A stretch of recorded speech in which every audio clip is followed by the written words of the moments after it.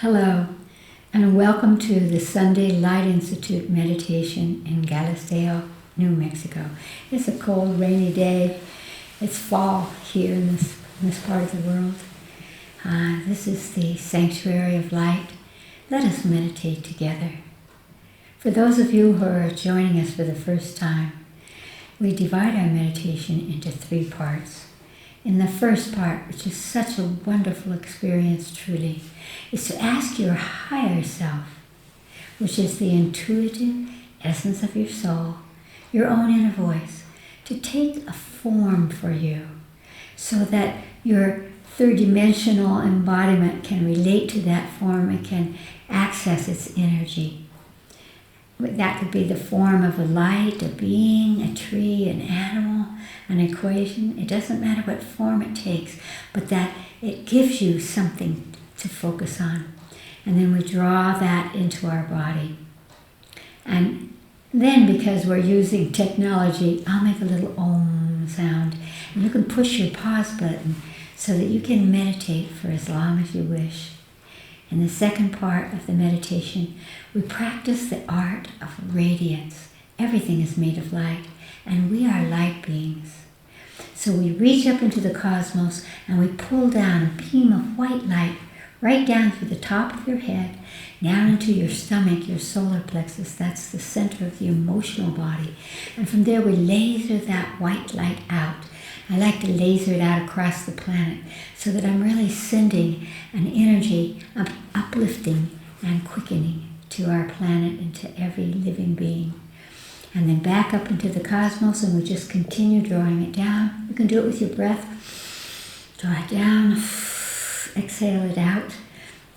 Another Om. And then in the third part of our meditation, each week people send us conversations that they would like us to utilize, which is that through our meditation, through our state of peace and harmony, we radiate out and focus on the situation on the planet so that it activates our sense of belonging, our purpose.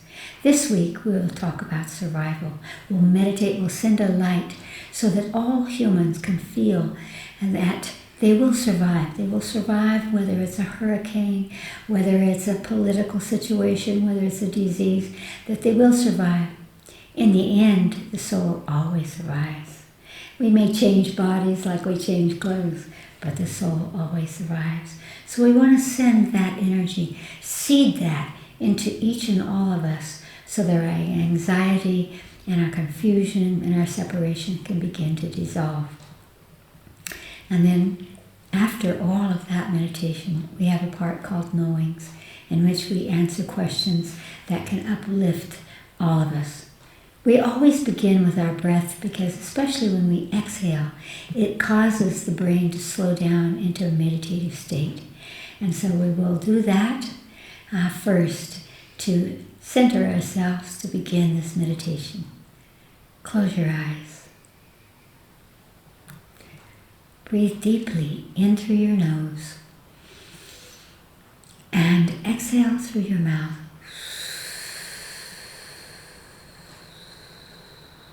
So slowly. Again, breathe in through your nose and exhale very slowly, slowing your brain down into a meditative state. This is the energy that allows us to let go of our thoughts and move into our center. Now, ask your higher self. It's the intuitive essence of your soul, your own inner voice, your own wisdom, your own light, to choose a form for you at this moment.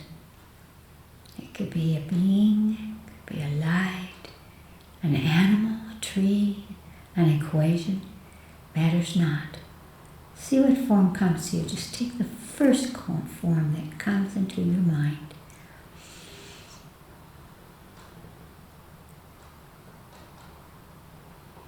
And now, ask your higher self to touch the place in your body where you are holding your divine source, your divine essence at this moment. imagine that your higher self is touching you in that place so that it activates that divine source energy in you. Focus your consciousness wherever you imagine that touch and begin to breathe in and out, creating an opening in that place in your body, an amplification of that divine source. And now, as you breathe in, draw your higher self into your body. Just imagine that it moves in through that place and that you begin now to sit in a wonderful, peaceful meditation.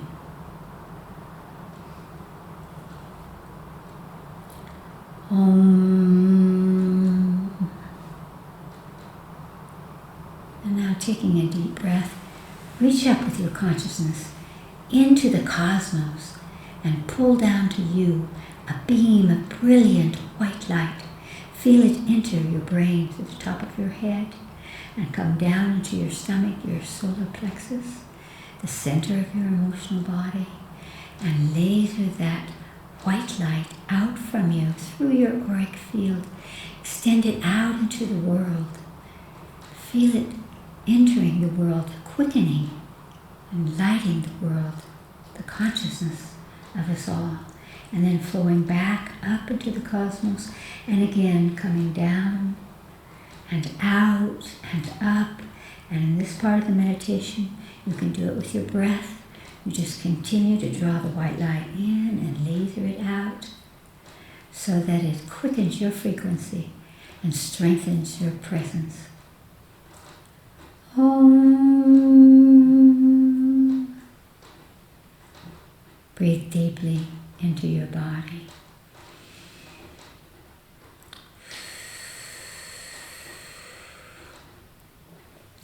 And now imagine that you could bring all of humanity.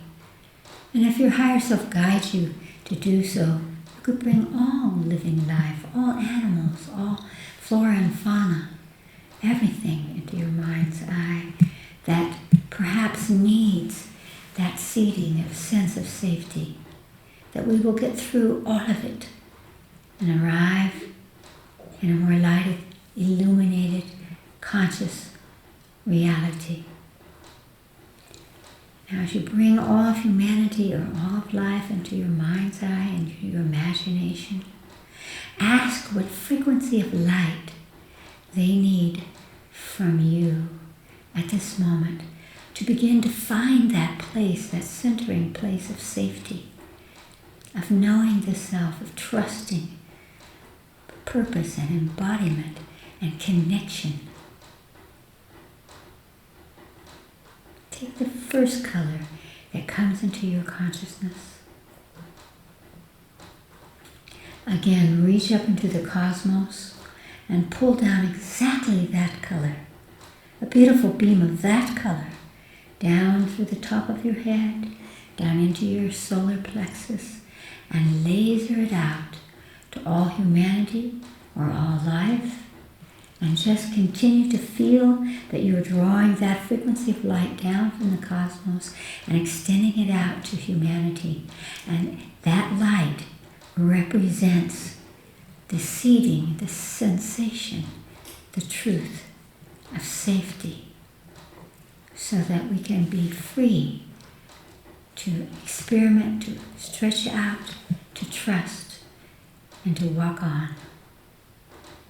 Again, draw that white light, that light, whatever color it is, down to the top of your head, laser it out to all humanity until you feel humanity receiving it and shifting, quickening.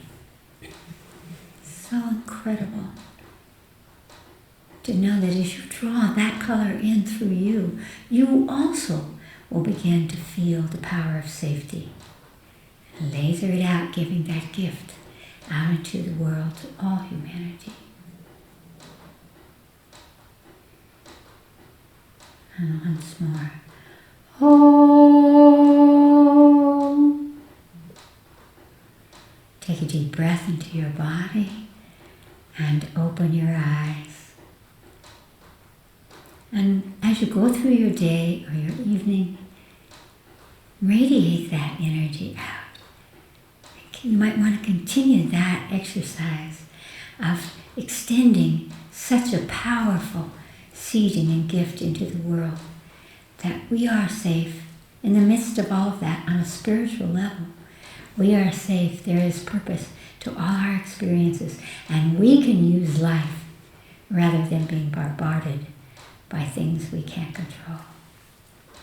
And so now we enter into this wonderful series of questions that are coming from around the world, so that as we look at and sort of massage those questions, that we uplift and illuminate ourselves and everyone else who is listening. Allison will tell us the questions. The first question is from Santa Fe, New Mexico in the Yay, USA. Santa Fe. Question: how can I give the best support, comfort, guidance, and help to family, friends, loved ones, even strangers we meet, going through very challenging life experiences such as serious illness, facing death, loss of loved ones, losses and traumas of all kinds, and allow for healing and miracles when possible? How can we help people move from fear to love? The first thing that comes into my consciousness about that is to recognize a spiritual truth, which is that every soul chooses experiences of life and passage. And so we cannot know what is good for someone else. What we can do is uphold and extend an energy to them that says, let the highest and best come to you, to the choice that you make. And this is very hard when it's someone who is suffering and hurting. But you do not help them when you engage in that sorrow or that negativity or that fear and anxiety. If you want to heal or to help others, then be a template that shows the way through, that inspires, that reminds someone. It's so interesting when someone's in pain or ill to remind them that this will not last, that there will be something that comes from this, and that they can trust that it will not last, and begin to call in that next octave in which they're safe in their body, or they're safe in their world. Because anything short of that only amplifies and opens that threshold for more disease, more pain, more suffering. So you want to reflect to someone. You want to distract them, as it were, perhaps. That's why they used to say, if you're not feeling well, watch a funny movie. Because if you begin to laugh, you will vibrate your heart. And when you vibrate your heart, that blood will flow, and you will actually begin to feel better, because you're changing the reality on so many levels and in so many ways. And so what I would say, just as we did a little while ago in our meditation, of sending a color into humanity to feel safe, if there's somebody around you that's suffering or having a very bad time, the first thing you want to do is to send them a frequency of light that will help them to, again, feel something different. You never tell them that you're doing that. This is something that goes on in our consciousness. But it is amazing that they will sense that. And it gives them that inspiration or that little boost or that little distraction that actually allows them to move from that place of fear and anxiety. I can't help myself. This is going to be terrible. It can dissolve that and begin to help them to look forward and to experience that there can be a shift, because everything changes. Everything is flowing, even when we feel it's not. When things are good, we're having a wonderful time, it seems like time stands still. But when we hurt, or when we feel the sorrow or the anxiety of the world around us or inside ourselves, then it seems as if we can never move out of that. And so we want to massage that energy of time and hold it still only when we're enjoying it, so that we elongate our capacity to experience that. And then when we're feeling that as if this will never end, that we shift that and we feel as if we are part of the flowing, the streaming of the cosmos, and that things are changing every second within our body and around us. So let's do that. Everyone at this moment, think of a situation or a person or a group of people that you know are either ill or suffering or afraid. Close your eyes for a moment and see who comes.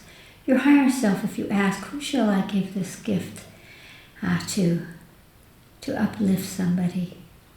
Your higher self will always give you that answer. You might see them or hear them or feel them.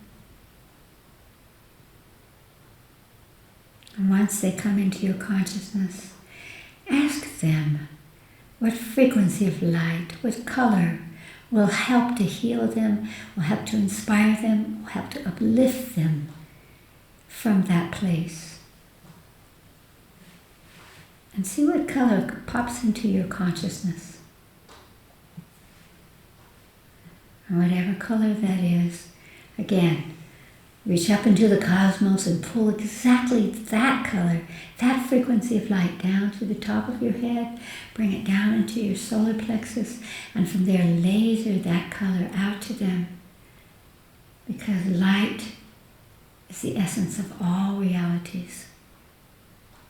So feel as if you're giving that beautiful color to them, knowing that as they receive that color, it will uplift them, it will quicken them, it will distract them onto a new point of sense of self. So laser that color out to them and just see. You might feel at any moment that they receive it or that there's a shift. Maybe they smile, maybe they get bigger, maybe they dissolve away. So send that light till you perceive a shift, a response. Take a deep breath and open your eyes. Again, I know that all of us can access this truth in our own lives when we look back and into a hard situation that we had, but we're looking backward. And so often we go, it would seem terrible at the time, but it brought me to who I am now or where I am now. And so we can recognize that everything is shifting and changing. And so you want to be that energy in someone's life, even if those are beings you've never seen before. But you are aware with compassion what is happening on this planet. And you are sending an energy, you're giving a gift that says, we can change this, we can pass through this, we can go on. So thank you. I know that everyone feels the energy of that right now. And we want to truly uplift ourselves and therefore uplift everyone around us so that we can go on. Life is waiting for us. Truth is waiting for us. Great love. Alison. The second question is from Antwerp, Belgium. Dear Chris Griscom, my husband always needs to be doing something social. He thinks just being in nature is boring, that there is nothing to do. Whereas I could spend every second of my life in the quiet of nature. Will you please explain personalities that have a constant need to entertain and be entertained? Well, if you ask the question in that way, what I would say is that in most of our cultures, we have been taught from the beginning that the way you survive, the way you are chosen, it's very primordial. The way you are loved is that you please the outside world. And that makes us socially acceptable. So we may spend our lives trying to be seen or to be the good guy or to engage so that people will like us. And so for many people, there are those darker energies of guilt and anxiety. And so if we can be busy in a social situation, which always is about laughing or being funny or something like that, then we can avoid the guilt or the negativity that lurks around just a little below the level of our consciousness. a truly enlightened being would always remove those energies, those negative things, so that we could truly feel, I can be alone but not lonely.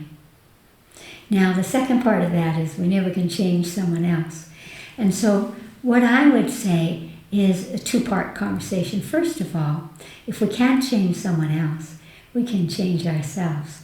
By which I mean, find out if there's anything in you that says, I don't like being social, because, and clear away those. They will always be attached to memories that we have in this childhood or in other lifetimes, incarnations of the soul. When being in a social situation made us uncomfortable, or we were not accepted, or we couldn't do what people wanted, or it was a battle of the wills, a battle of power. And so you want to see if you have any of those things and release them from inside you. And then the third aspect of that is you could draw your husband into nature.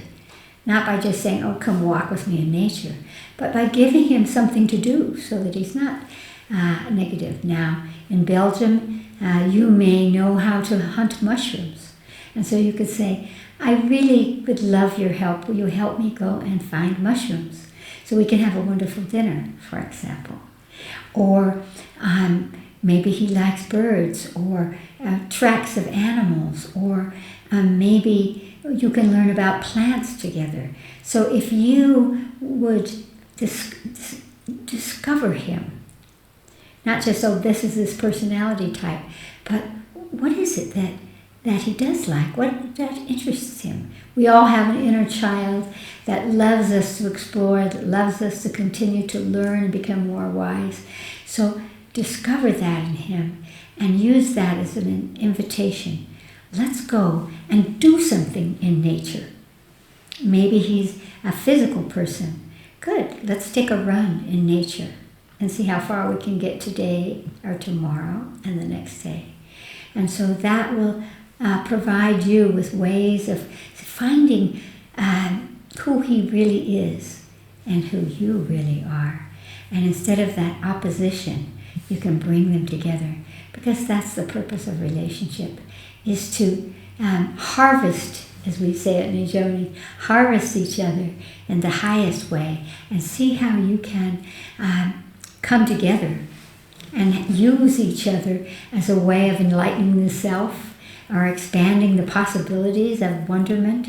And so take it upon yourself, and I would say that it is very often the female that it falls upon, just as it does the mother to the child, to discover the ways to amplify the reality of someone else and to make it wonderful, and therefore something that brings you together. There may be certain kinds of nature that he might like. It may be about traveling together, now that we can travel a little in the world. That would not be boring to him, but to stimulate in him a sense of this is an adventure. That inner child will always answer that call. So have a great time in this exploration of the two of you and the oneness that can come as you begin to discover how to walk this world together. Great love. Alison. The last question is from Jeffreys Bay, South Africa. Dear Chris, I'm a surfer, and I love nothing more than catching the waves anytime I can. I wait tables to support myself while I live my passion. This seems perfect to me, but my boyfriend thinks I need to grow up and get a real life. I'm 40, in great shape, and healthy and happy. This is very much coming between us, the fact that he wants me to change. I love my life. Am I being idealistic to continue with this lifestyle, and is my boyfriend right? It would be important to me to hear what you have to say about following your heart against the tide of others' opinions. Thank you for always being so cool. Well, there are two aspects of this question. One is that really deep one that is front and center for all humanity, because it's part of our evolution right now, is how do we go against that tide? How do we find a way to not say, I'm different from you because we don't agree? And speak your heart and live your heart without it becoming that which separates you. But the first part is that conversation of your own joy. And that would lead me to a conversation between you and your boyfriend there, that there's no right or wrong. If you love that and it serves you, why would that change? Does he like to surf? Because maybe he feels a little jealous that if you're out surfing, you're not with him. So there are ways to explore, what is it that he's really saying to you? Does he have expectations of his own? That he would never allow himself to be a surfer? That growing up means you have to be serious and you have to put food on the table and you have to be the caregiver or whatever that is. And so you might want to explore that projection that's coming towards you from him. That may be something that he's been taught, especially as a male, from his family and his aspect of culture, of what is expected of an adult.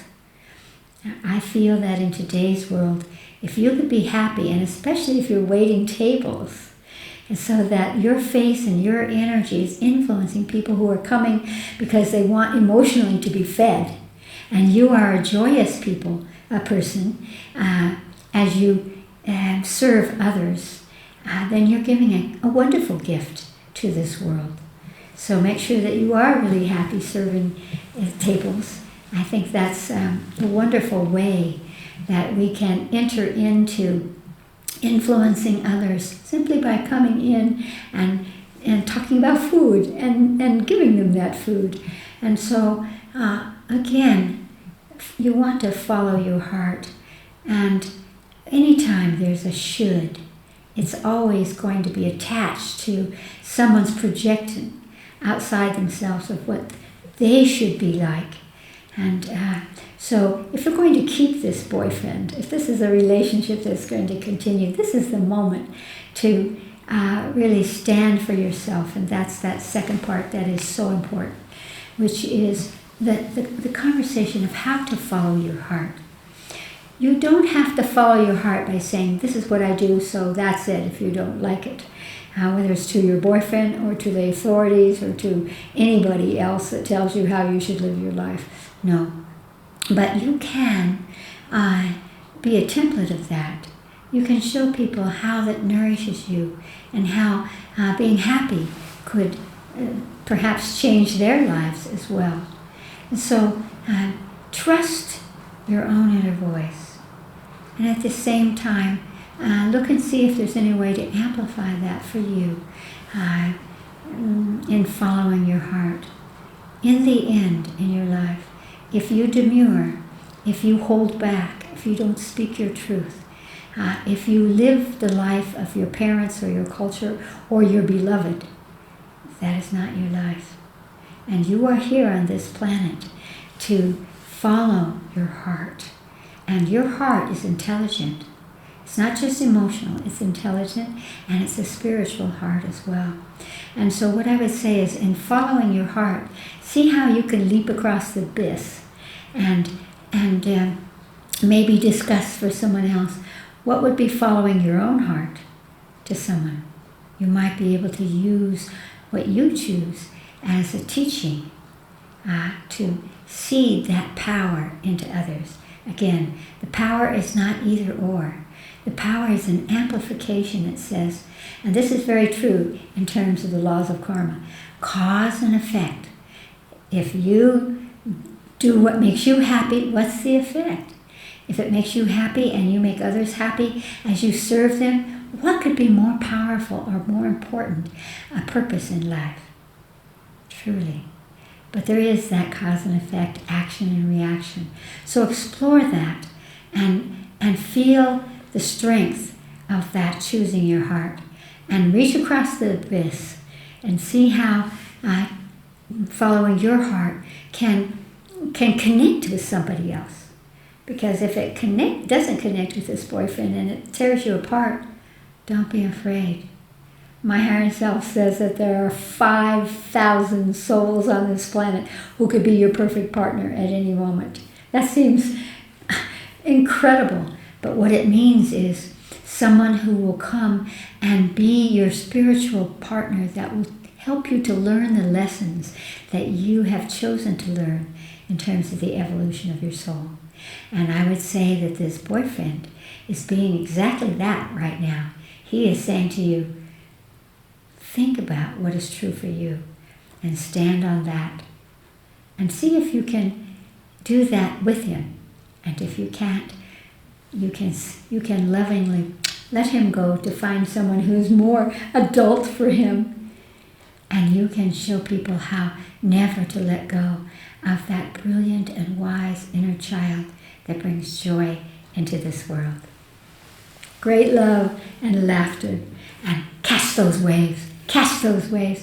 By the way, surfing is a great meditation. It brings peace to you. And if you come out of those waves and feel relaxed and your heart is open, again, people can go to therapy forever and not get that. So, catch the wave, my friend. Great love.